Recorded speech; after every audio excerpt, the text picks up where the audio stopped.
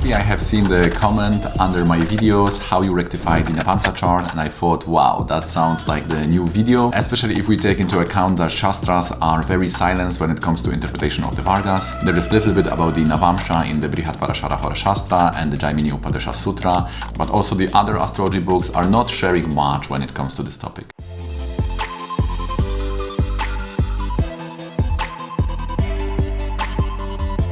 So we know that our registered time is never or rarely accurate, so we have to add or deduct few minutes, and this act of calibration or tuning the chart is called in astrology rectification. So every good astrologer before reading the chart is rectifying at least the Navamsha. But if you want to predict anything regarding the career life or the studies, then you need to also rectify the chart of Dashamsa and Siddhamsa. The best way to rectify the chart is based on the past events. I don't trust really the other methods. Some of the clients may wonder why the astrologer is asking for the past events. This is the answer we needed for rectification. And we are doing here the reverse engineering. So we are ascribing the planets to the periods and then move the ascendant backwards or forwards to explain the events with that ascendant in the chart. We are not completely free here because we have to take into consideration also the other events and also the other Vargas, so everything has to click like a puzzle. Often this process of rectification is bringing the confidence of properly understanding the chart to the astrologer, and also the client gains more faith in that process of rectification. Among the Vargas, we learned from Jataka Parijata that the Shastyamsa and Navamsha are most important.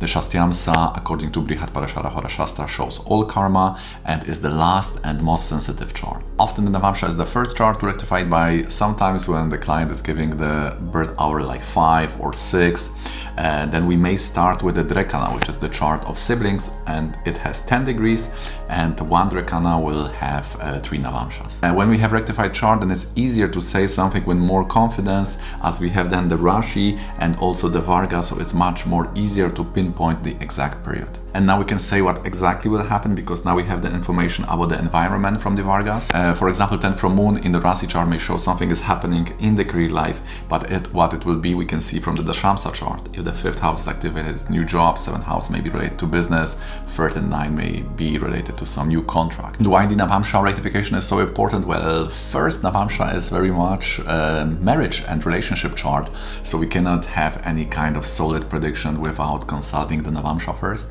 And this is one side of the Navamsha. The other side is Bhagya and Dharma, which is the nature and fortune. And note that these indications are coming from the 9th house, because 9th house is showing the Dharma and Bhagya. And therefore the Navamsha chart is also constructed by dividing the sign into the 9 parts. And each part will have 3 degrees and 20 minutes. Now, based on the Rasi chart, we may have some preferences, so likes and dislikes, but the intensity of the events or whatever is happening in our life can be measured only by consulting the Navamsha.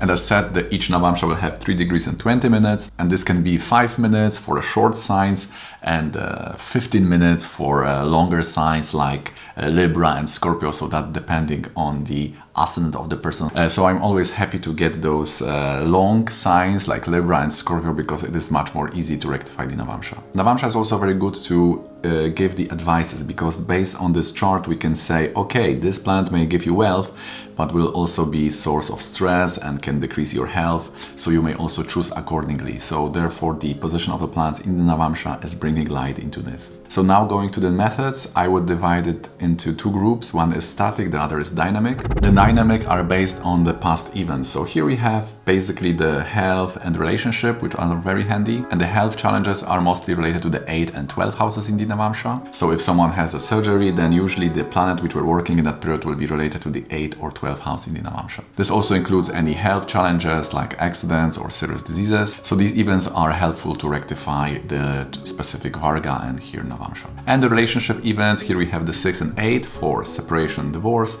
and the 7th house for starting new relationship or marriage. If we know that events started in this and this period, then we can see which planets were activated and we can set the Navamsha to explain the situation. For example, we know someone was married in 2012. We see the Aries sign was activated. We see Aries is aspecting the Scorpio. So very high chance Scorpio will be 7th house, then Taurus will be the Navamsha Lagna. And like we said before, we are not completely free here, because we have to take into consideration other parts of the chart, Arias and other Varga charts, so we have some limit choices to make here. And whatever we choose, the other parts of person's life must also fit. And then if we set this ascendant properly, then each time this house of relationship will be activated, then the relationship or something serious in the matter of relationship will be activated. So if we rectified it once, then this is useful for whole life. Then we have the static rules. So first would be the abilities. So the planets in the Trikona, which are 1st, 5th and 9th, in the Navamsha will show areas of life we can master faster than others. We are skilled in those things. This will also reflect our nature, so we can move the Navamsha backwards and forwards, that this will also explain both our skills and our personality. For example, in my chart I have Mars in 5th house, which shows that engineering interest may be there. I was studying engineering for 1 year.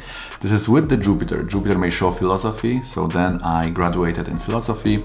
I have Sun in the 1st house, which is showing music. I was producing music for a few years. And then we have Sun, Jupiter and Ketu, which may reflect the skills regarding astrology. Then we have the Atmakaraka placement, because Atmakaraka sign will be fixed, so we can count from the Atmakaraka to the Navamsha Lagna. This is how the soul is coming to this birth, because the Navamsha Lagna shows birth. I will be talking about that in the next point, but this will reflect very good our personality. For example, if you have Atmakaraka in the 5th house, it makes 1 into Dharma. The 9th house will be very important trait for that person. These people are very strict followers of diets, any rules, regulations, and so on. So Atmakaraka in the 2nd house can mean sannyasi from past life. These people are normally spiritual, religious. If Atmakaraka is in the 12th house, then these people are into very high standards of enjoyment. They like the best things in life. Because from the Atmakaraka to the Navamsha Lagna will be 2nd house. So the soul may be focused on collecting things, on savings and having those things and enjoying the world. And then we have the birth circumstances and the Navamsha Lagna.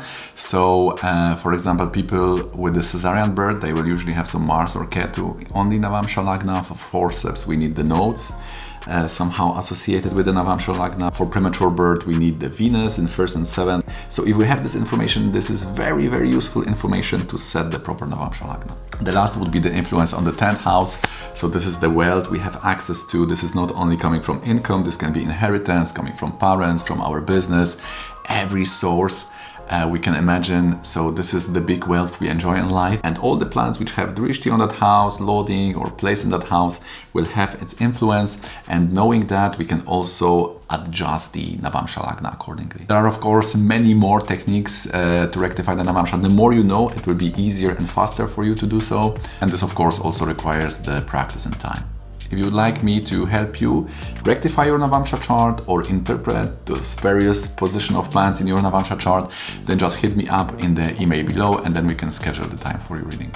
I hope this video will help you to rectify your Navamsha, your family, friends or clients, or at least give you some idea how this process is done and why we are asking for the past events and how we are doing it. If you have found any value in this video, please click the thumbs up, subscribe if you haven't already, and see you in the next one.